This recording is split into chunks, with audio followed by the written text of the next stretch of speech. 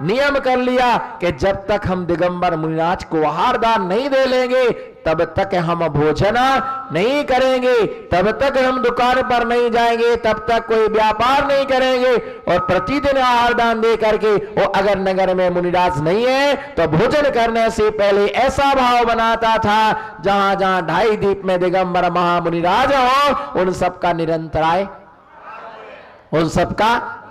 लेकिन ये सूत्र तब लागू होता है जब नगर में मुनिराज नहीं है। और नगर में मुनिराज है, घर के बाजू में आहार हो रहा है, उसके बाद भी तुम्हारा आहार दान देने का भाव नहीं हो रहा है। अगर आप बोलते क्या किसी कहां देने को जाना है ना, कितने दिन देना, जब तक ये सौभाग्य मिले तब तक इस सौभाग्य से वंचित।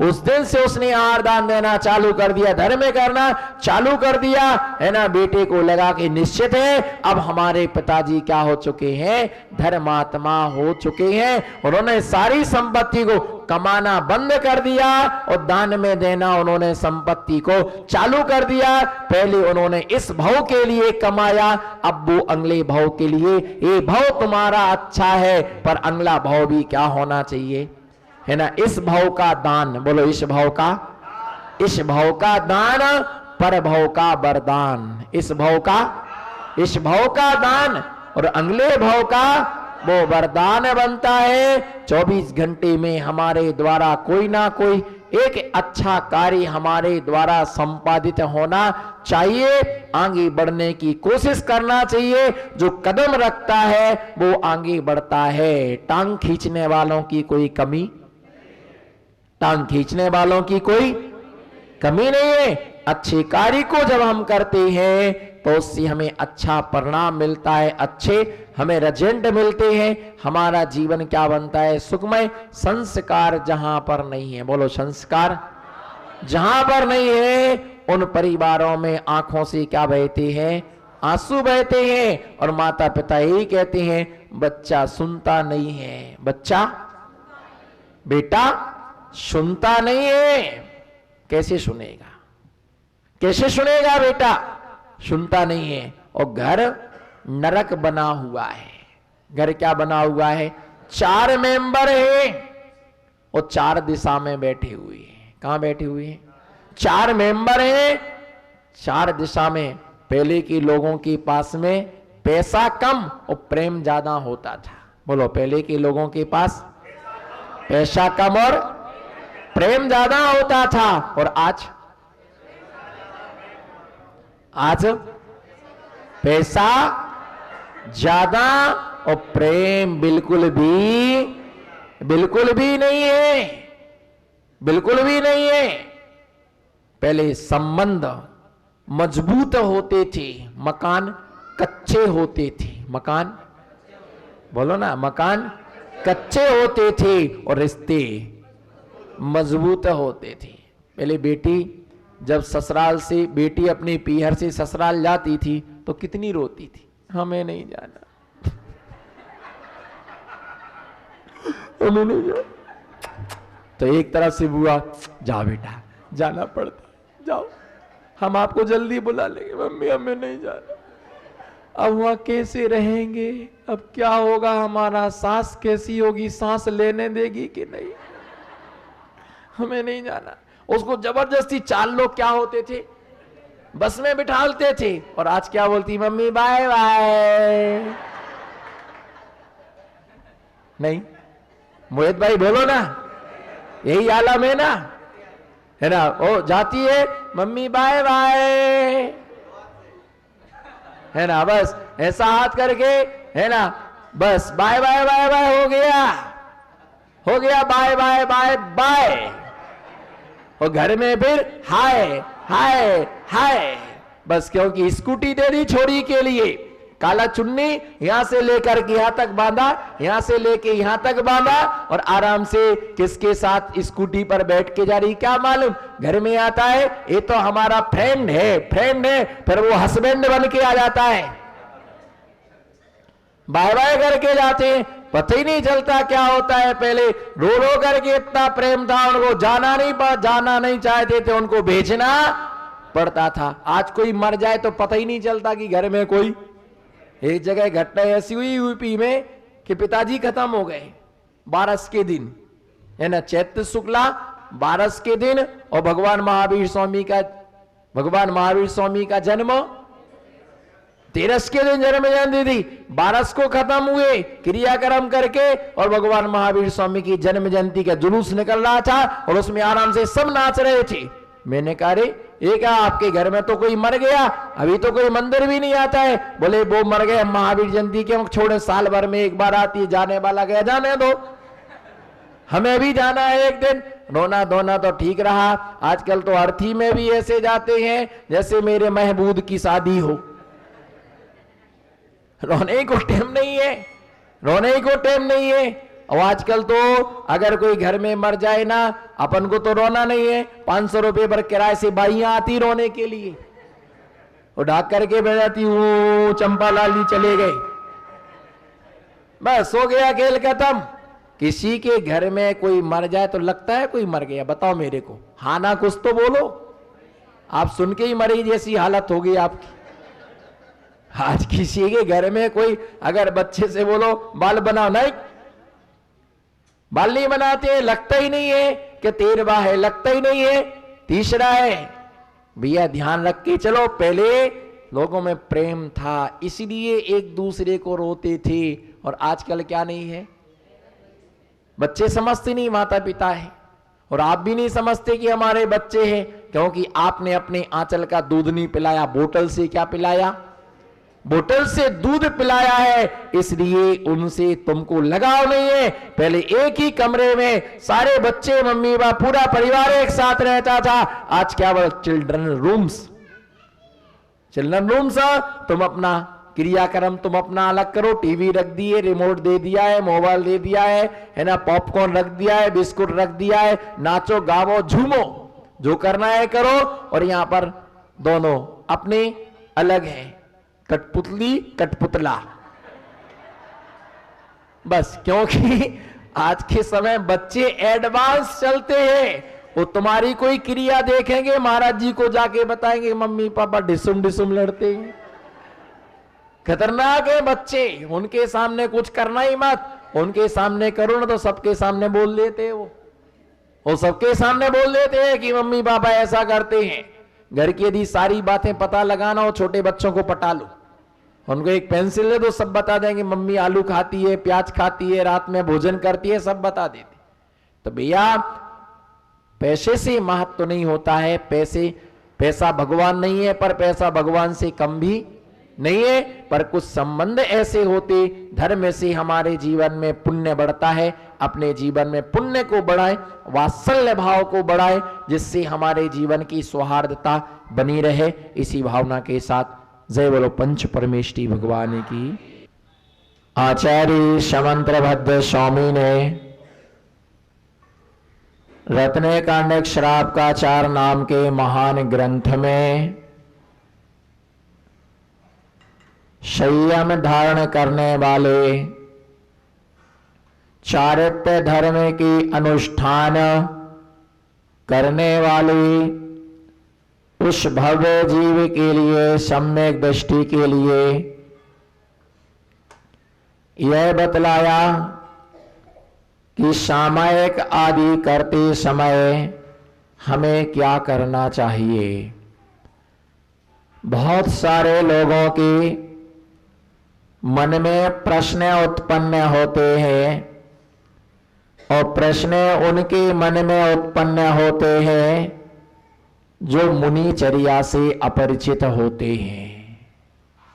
जो मुनिचर्या से परिचित होते हैं उन्हें कभी भी उनके मन में प्रश्न उत्पन्न नहीं होते हैं। जैसे बहुत सारे लोगों के मन में प्रश्न उत्पन्न होता है, बहुत सारे लोगों के मन में प्रश्न उत्पन्न होता है, दिन भर मुनिराज क्या करते हैं? दिन भर मुनिराज क्या करते होंगे? कितना सामायिक करते होंगे? कितना स्वाध्याय करती होंगी, कितना प्रतिक्रमण करती होंगी, कैसे दिन भर निकलता होगा। धर्म ध्यान करने की भी एक सीमा होती है। बोलो, धर्म ध्यान करने की भी एक सीमा होती है। सुबह भी सामायिक, दोपहर में भी सामायिक, शाम को भी सामायिक, सुबह भी स्वाध्याय, शाम को भी स्वाध्याय। इतना स्वाध्याय करती हैं, इतना स्वाध्याय करती हैं, इतना स्वाध्याय करती हैं। आराम कब करती होंगी? बोलो आराम, बोलो ना आराम। आराम कब करती होंगी? जब तुम आराम करती हो तब हम धर्म ध्यान करते हैं। जब सारी दुनिया सोती है और दिगंबर महामुनिराज क्या होते हैं? जागते हैं। कोई जाग करके भी सोया हुआ है। बोलो, कोई नमो सिद्धाराम। कोई जाग करके भी सोया हुआ है और कोई सो करके भी जाग रहा है। कोई चलते हुए भी रुका हुआ है और कोई रुका हुआ भी चल रहा है। अभी आपके पैर रुके हुए हैं पर आपका मन, आपका तन एक जगह है। बोलो, आपका तन एक जगह है पर मन आपका घूम रहा है। जैसे घड़ी का कांटा हमेशा घूमा करता है और टक टक टक, बोलो ना, ऐसे नहीं, मेरे जैसे बोलो ना वो सिद्धारम। मेरे जैसे बोलने को आपके लिए आजीवन नमक का त्याग करना पड़ेगा। घड़ी के कांटे कैसे चलते हैं? वो एक क्षण भी रुकने का नाम नहीं लेते हैं और कैसे चलती हैं? टक टक टक टक टक, टिक टिक टिक। और दिन में इसकी आवाज नहीं सुनाई देती है। इसकी आवाज तो रात को जब टीवी और बीवी बंद हो जाती है। जब, बोलो ना अशोक जी, नमो सिद्धारम।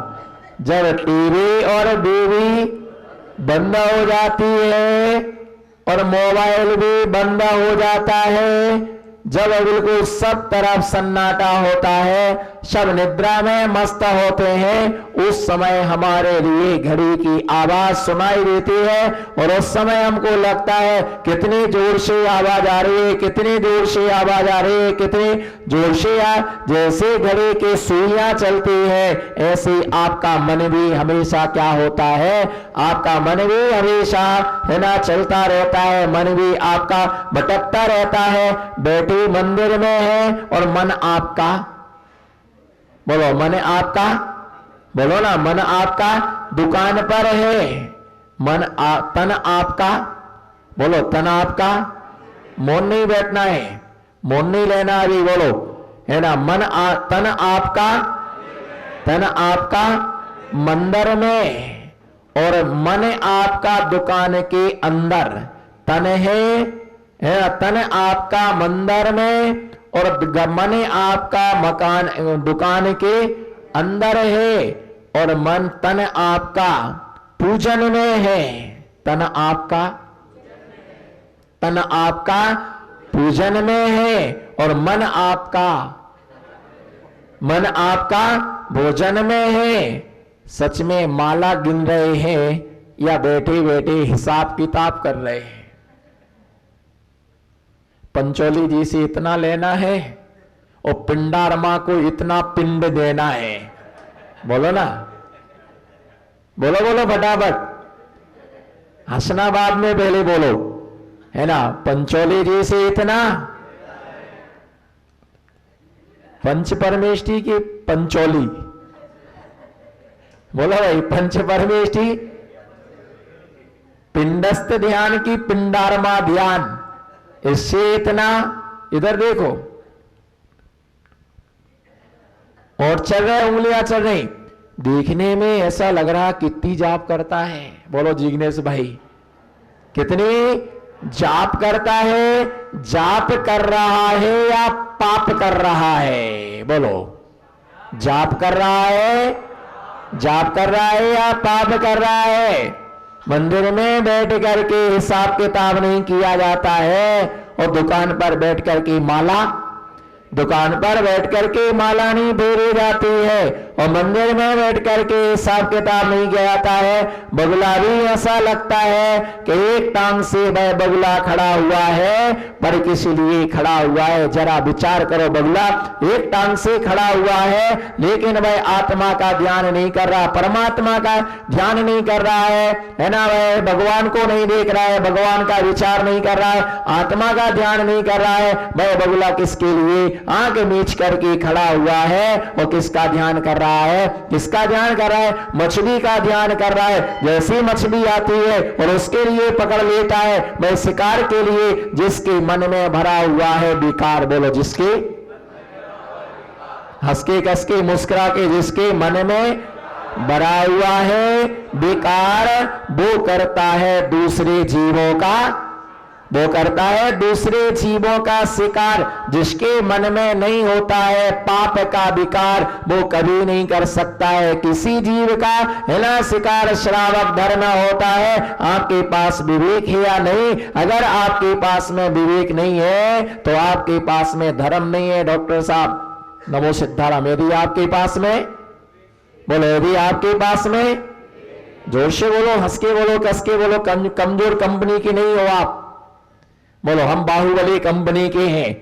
अगर विवेक हमारे पास में नहीं है तो ये समझ करके चलना कि हमारे पास में धर्म नहीं है। जहां विवेक होता है वहां पर धर्म होता है, और जहां पर धर्म होता है वहां पर विवेक होता है। ना पूजन का विवेक है, ना भोजन करने का विवेक है। अभी देखिए, डॉक्टर साहब की बात में आप कर रहा हूं कि डॉक्टर ने किसी घाव के लिए, डॉक्टर ने किसी घाव में अगर उसे लगाना है मलम, अगर उसे मलम लगाना है तो खोल करके वो तुरंत मलम नहीं लगाता है, पहले क्या करता है? डिटॉल से, बोलो ना, जोर से बोलो, डिटॉल से डिटेल में साफ करता है। डिटॉल से, बोलो ना, डिटॉल से डिटेल में क्या करता है? साफ करता है। उस रुई के लिए गर्म पानी में डालता है, उसके लिए साफ करता है। साफ करने का उस रुई को अलग करता है, उसके बाद में उसको साफ करता है, और उसके बाद में फिर क्या करता है? उसके बाद में वो दवाई लगाता है। इसी प्रकार से ऑपरेशन थिएटर में, है ना, जब जाता है तो अपने हाथों के लिए धो करके जाता है, औजार के लिए पानी में धोता है। क्यों धोया गया इतना? क्यों धोया गया इतना? बोलो भाई, क्यों धोया गया इतना? कहीं चर्म में ना हो जाए इन्फेक्शन।